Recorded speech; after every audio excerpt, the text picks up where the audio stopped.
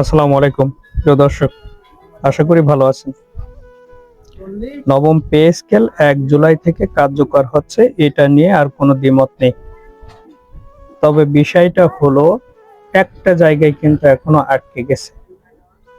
সেটা হলো এখানে যে সচিব কমিটি ছিল, সেই সচিব কমিটি বাংলাদেশে দীর্ঘদিনের মুদ্রাস্ফীতি এবং দ্রব্যমূল্যের ঊর্ধ্বগতি এর ফলে নিম্ন এবং মধ্যম শ্রেণীর কর্মচারীদের ক্ষেত্রে সুবিধা বা বেতন বৃদ্ধির বিষয়টা সুপারিশ করেছে।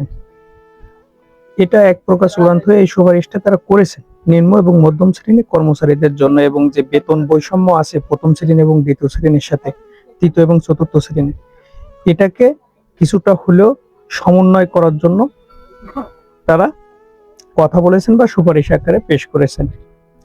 আর একটা বিষয় এখানে খেয়াল রাখতে হবে যে কাটছাট করে বরাদ্দ দেওয়া হলো এত টাকা পে স্কেলের জন্য। অর্থাৎ কাটছাট বলতে যে 10% বা 15% যে একটা ভাতা পেতেন আপনারা, বা যে ভাতাটা সমন্বয় করা হয়েছিল বিগত শেখ হাসিনা সরকার এবং অন্তর্বর্তী সরকার এসে আরো 5% যেটা করে, ওই যে ভাতাটা, ওই ভাতাটা কিন্তু রিমুভ করা হবে। রিমুভ বলতে ওই ভাতাটা বাদ দেওয়া হবে। সমস্ত বেতন যোগ করার পরে, বেসিক যোগ করার পরে ওই ভাতাটা আর থাকবে না। তার মানে ওই ভাতাটা বাদে হিসাব করতে হবে আপনার বেসিকটা। অর্থাৎ আপনি দেখা গেলো যে টাকাটা বেসিক পাচ্ছেন, যে 6,000 পান আর 7,000 পান, 50% ধরেই বললাম, সেইখান থেকে আবার ওই 5 টাকাটা বাদ যাবে, যে 1,500 বা 2-3,000 2,000 যে টাকাটা পাতেন ওই টাকাটা বাদ যাবে।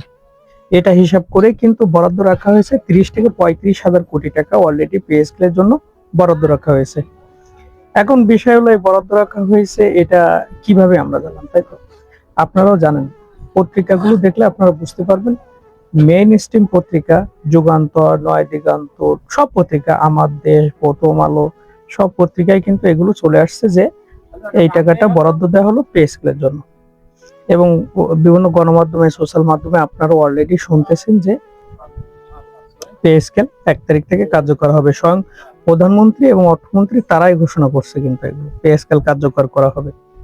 এখন বিষয় হলো নিম্ন এবং মধ্যম শ্রেণীর বিষয়ে যে সুপারিশটা দিয়েছে, যে তাদেরকে বেতন বৃদ্ধি বা তাদেরকে বেসিক বৃদ্ধি করে বাস্তবায়ন করার ব্যাপারে তারা কথা বলছেন। এই যে সুপারিশটা করছে, এখন কয় পার্সেন্ট করবে, কি করবে, এই বিষয়ে এখনো সচিব কমিটি যেটা আছে বা ওই সংশ্লিষ্ট পে স্কেলের সাথে সংশ্লিষ্ট যে সকল লোকজন আছে, তারা কিন্তু এখনো এটা ক্লিয়ার করেনি।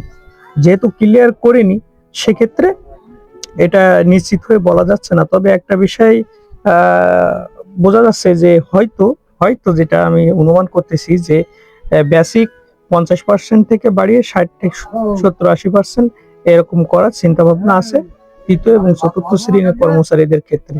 সেক্ষেত্রে কিছুটা হলেও বেতন সমন্বয় হবে এবং বৈশ্বিক অর্থনীতিতে ধাপে ধাপে এই পে স্কেল বাস্তবায়নের চূড়ান্ত লক্ষ্যে এগিয়ে যাচ্ছে।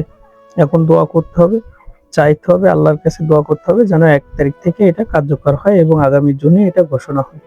প্রিয় দর্শক, ভালো থাকবেন এবং ভিডিওটি ভালো লাগলে নতুন নতুন তথ্য পেতে আমাদের ভিডিওটি অবশ্যই সাবস্ক্রাইব করবেন। আসসালামু আলাইকুম।